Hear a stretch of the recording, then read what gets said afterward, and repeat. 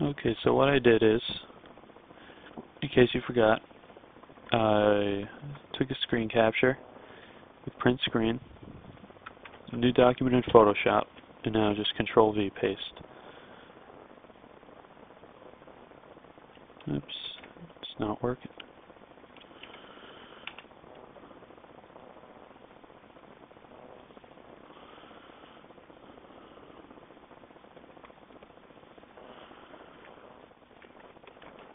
There we go. Okay. Oh, I don't know how all this stuff got turned on.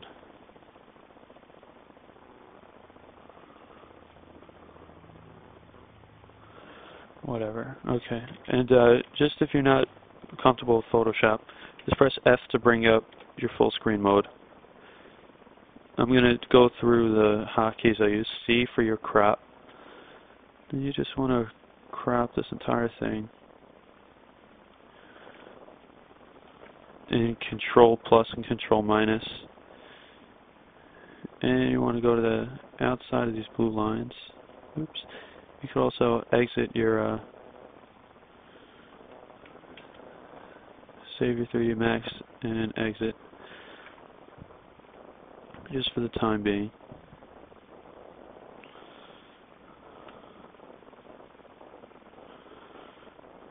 Okay, and now you just want to crop your whole thing. Now you want to Control L to bring up your levels. Now you want to get, or rather, Shift Control U is going to desaturate your image. Control L is going to bring up your levels. Now you want to just get rid of that gray thing, so you pull in your slider past this line, which would indicate the gray. Okay.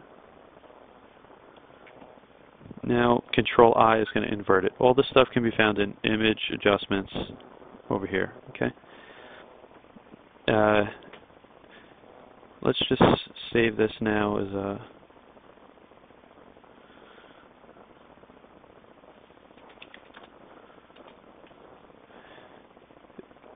now what we have is I can't get rid of anything.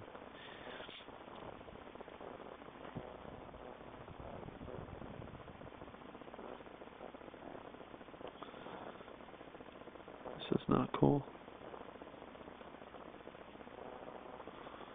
Okay, whatever. Okay, now what we have is just get rid of your background.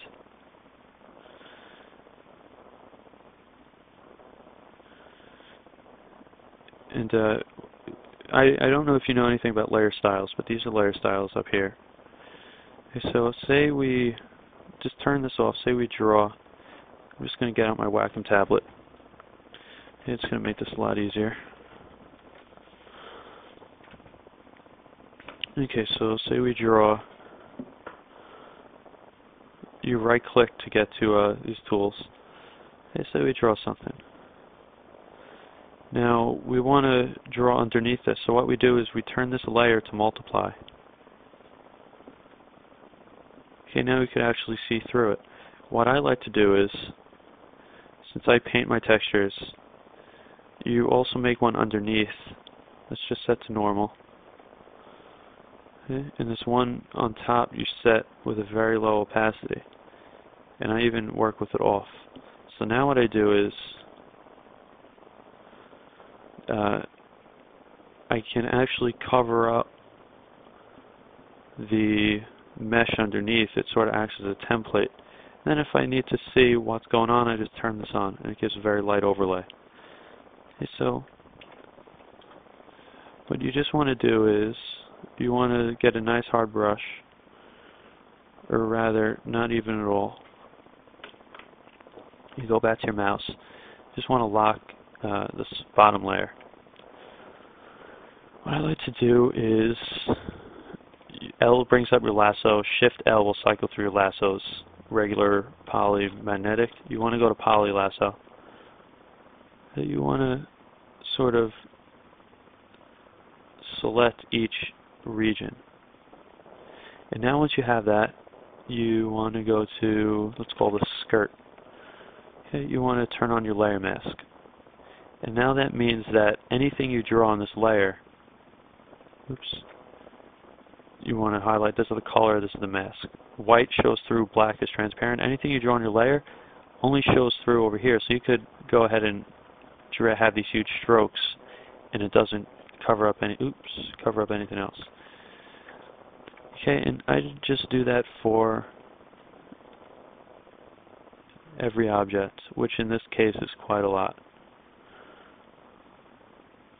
Especially when you have a broken mouse. And it'll end these lassos. Let's call this rest plate.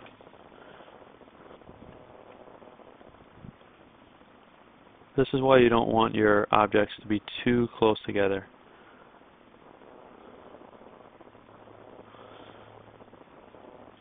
Also, and we'll call this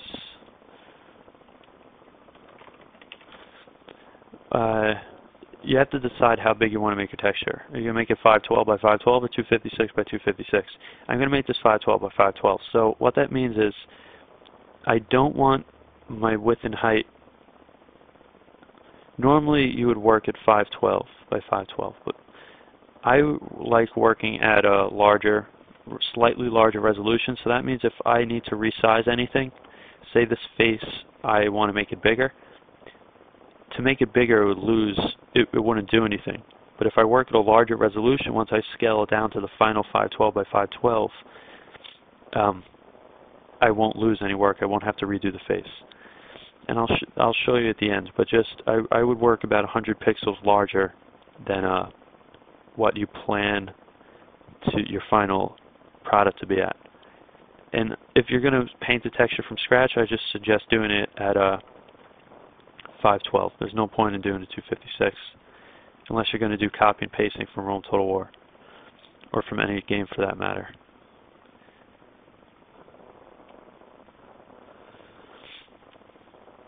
I'm not going to do all these objects here.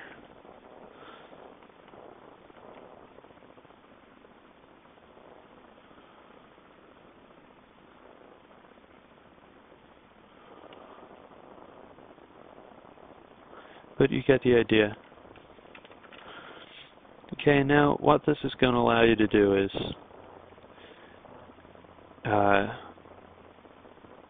you could, whatever you decide to do, let's say for the skirt you want to make it green. Okay, you could just paint it green like this. Obviously this isn't a texture, but this will give you, and now you could also press Control U, saturation, and Control L for levels. This will give you an idea if it works with the colors you chose. Let's choose a gold color.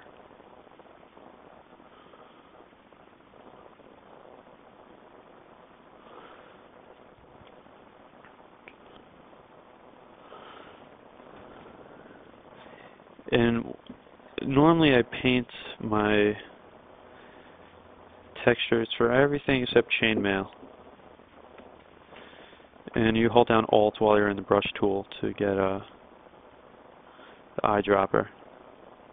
And remember, you could just turn on this overlay if you need to see. So now what you're going to do is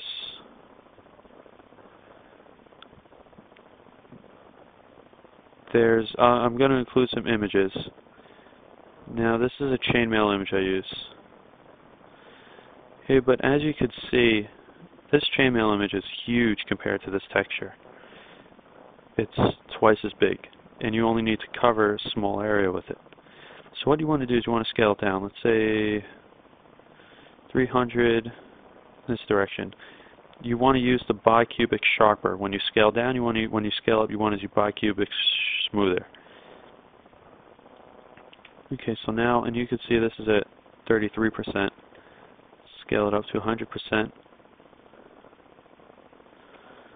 And hit F twice. And this is at 100%. So we still want to scale this down. Oops.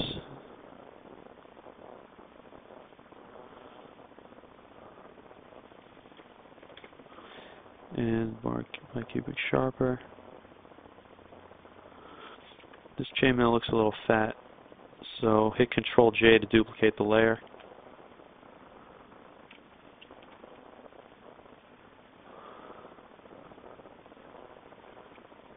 Let's make this 30. Okay, so now what you have is you have this piece of chainmail. Bring it down to the layer you want to put it above. Let's create a new layer set also. Let's call this stomach.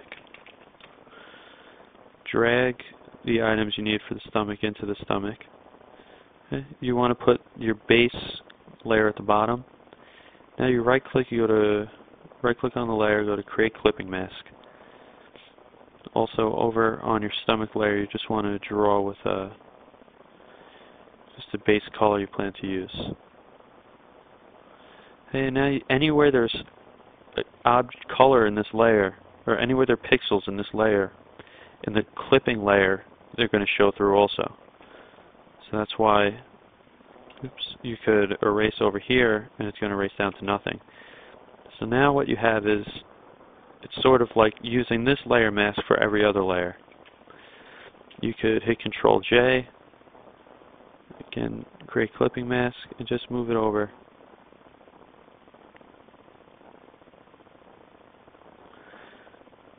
Until it gets something satisfactory.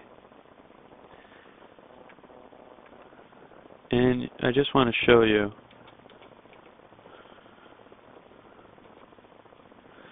what you could see what it would have looked like if I used just the regular bicubic.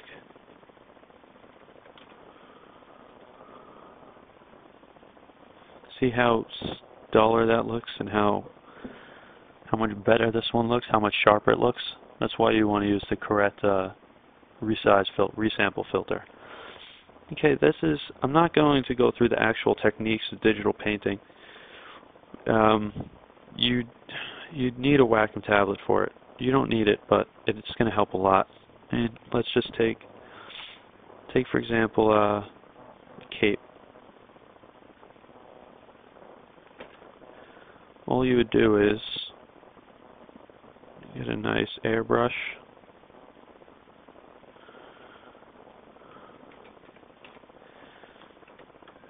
And, oops, I moved this a little bit, didn't I?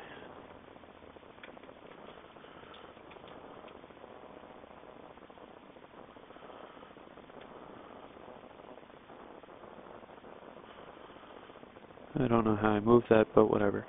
Okay, and now you would just paint in, on your tablet, you would just paint in your folds in the cloth.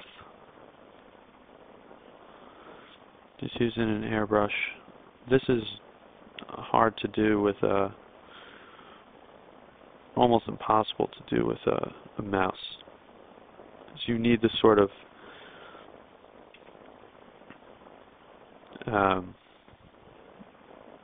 pressure control.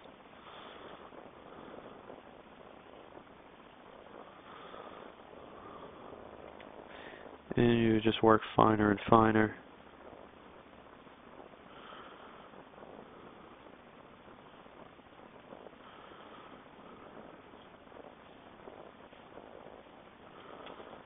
And just press X to switch up your colors.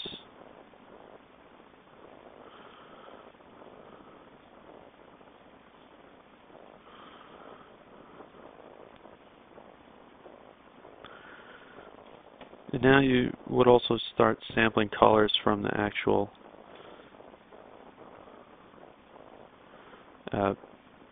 piece you're working on instead of just using straight black and white.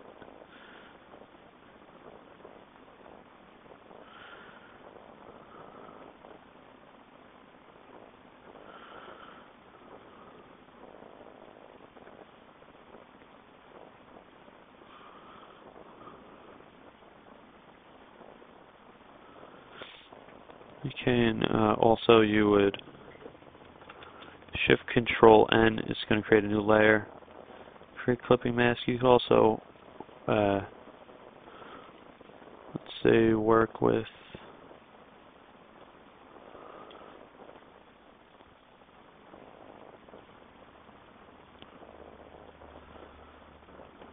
now. Also, what I suggest doing, this is a painter thing more than a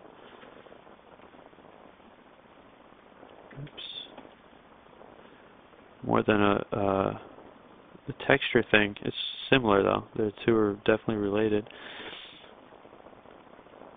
Well, just over here you could work with your layer styles, color dodge, multiply. You could get some more richness into the colors. Say soft light. And you could just do Control E to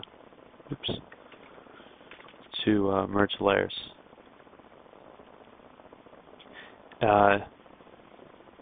Oh yeah, what you could do is, you can see how you start getting some variation with of color. Okay, when you start using layer styles, you would also just literally paint in your highlights. You could use colors from the rest of him. It's sort of like global illumination in a rendering package. And you would use things like much darker reds than this for your shadows. Actually, it should be the opposite way. Your highlights would normally be warm, and your shadows would be cool. So your highlights would be red, and your illuminated surfaces would have a reddish tint, and your shadows would have a bluish tint. But we're not going to do that over here. I'm going to break the rules a little bit.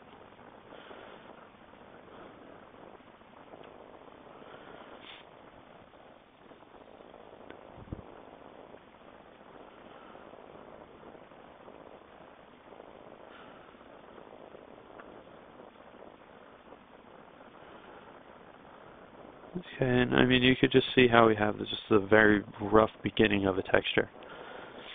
Definitely not developed, definitely not close to finished, but you would also do things like double click over here, or you could go down here and you could do a stroke to get some sort of trim. Oops, actually, I'll tell you what, let's do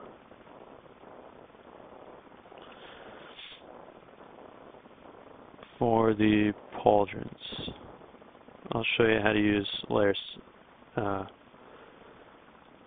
styles. What I was showing you before is blending modes, rather, not layer styles. These things are blending modes.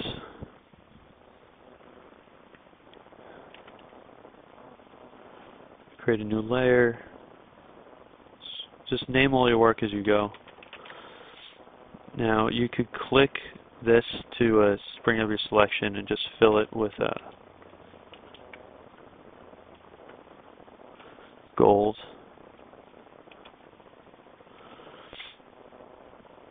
Now, actually, I'm going to change that. Get rid of this.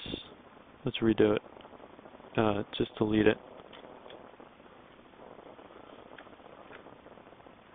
You want to follow it closely.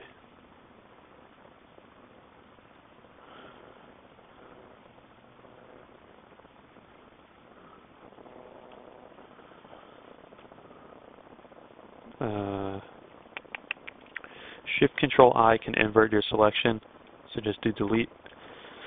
Control D is going to deselect it. Now you go to Layer Styles, you go to Bevel and Emboss. Let's just turn off this top piece.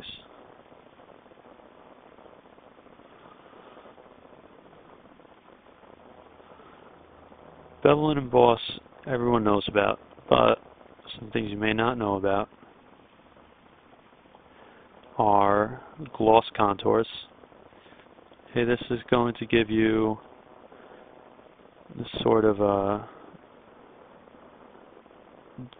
beveling around the edges that isn't just like a straight emboss. It could give you all sorts of effects. I use this constantly on here. This is things like where it's useful. If you want to have a silver trim around the pauldron, you would select it, create a new layer, edit, stroke. Now you would just do silver, say 8 pixels inside, and now you would give it a satin, or let's just go back to using this, and you would bevel and emboss it using, you know, this contour, and also a shadow always looks nice. Okay, I mean, that's just basic ways you'd use it. Also, for getting a metal-y texture, what I like to do is filter, noise, add a little bit of monochromatic Gaussian noise. Okay. Blur. I just realized what's going on.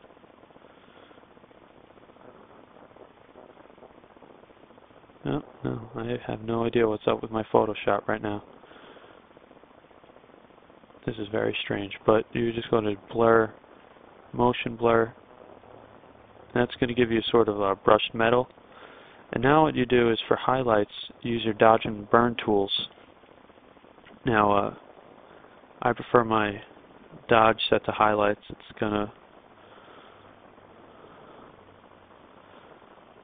make it look real nice. Let's say this is his front.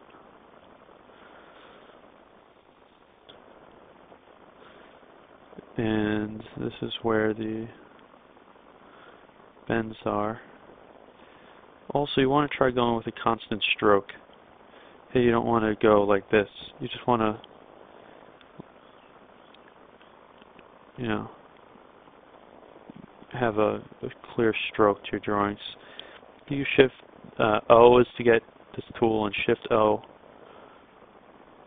And also, I set my burn to shadows. This is only when working on metal. Normally, I just keep it on midtones.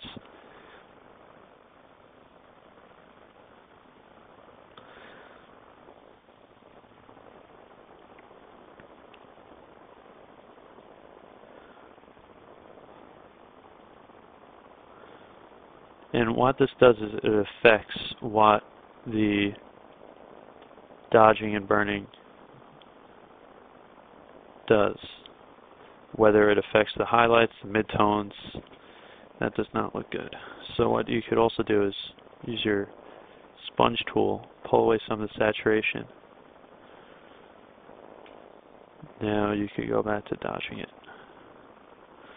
This highlights would bring out, would affect all the brighter things. Midtones won't really change the saturation.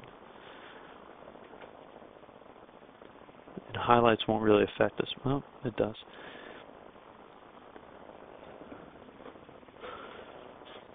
And now let's open up 3D Studio and just see what these look like. Save Photoshop.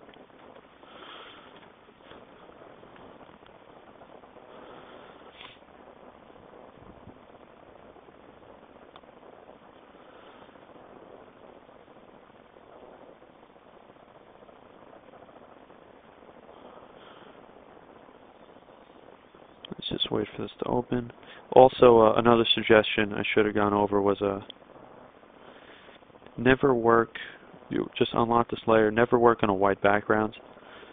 If I was doing serious texture work, I would never left it like this. Just go put it into a middle gray, or a lighter middle gray. White is always going to throw off how you see all the relationship of the values. So just adjust this, on this bottom layer, and you lock it again. Okay, you never want to work on straight white. And now, what you could do is bring up your material editor, get your diffuse channel bitmap, just like we did for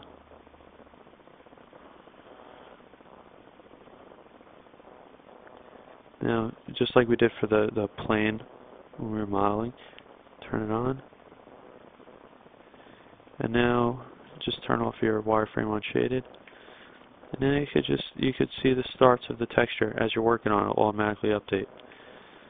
I don't know why this is happening, but you could always just go back into it.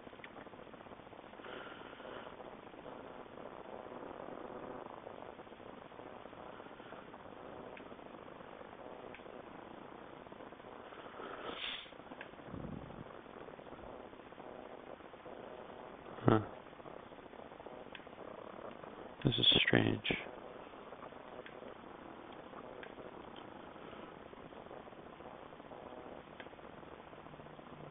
Oh. Okay, that's what's doing it. I actually mixed these up. This should be pulled out a little bit. But see, the beauty of this is, the beauty of working with layer styles, as opposed to painting this stuff in, is that now instead of having to, repaint or stroke or however you made this,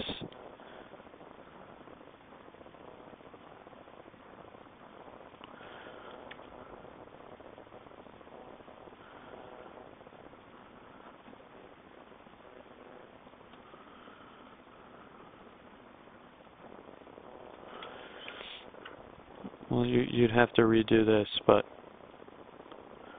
that's why you don't want to go into doing all this stuff until you're sure. But you would just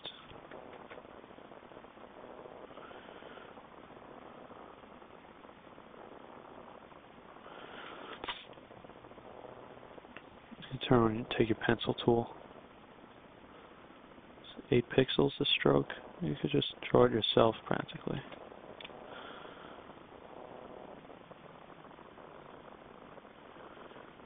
That didn't work really.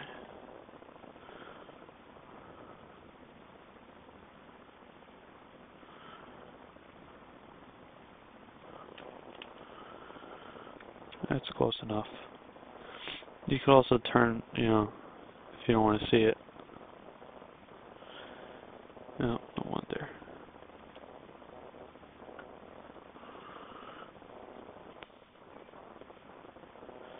It looks a little bit closer, but whatever. You'd want to work a lot more cleanly. This is very rough. If you want to see some examples of these techniques, you could, in the newest fortnightly update thread, all the Gondor troops have been painted this way. I did them all myself, so. Okay, that's all for texture painting. Next is I'm going to go through rigging and getting it ready for exporting and rendering and all that good stuff. So that probably won't be for a little bit. This is all for now. Next couple weeks. Okay, take care.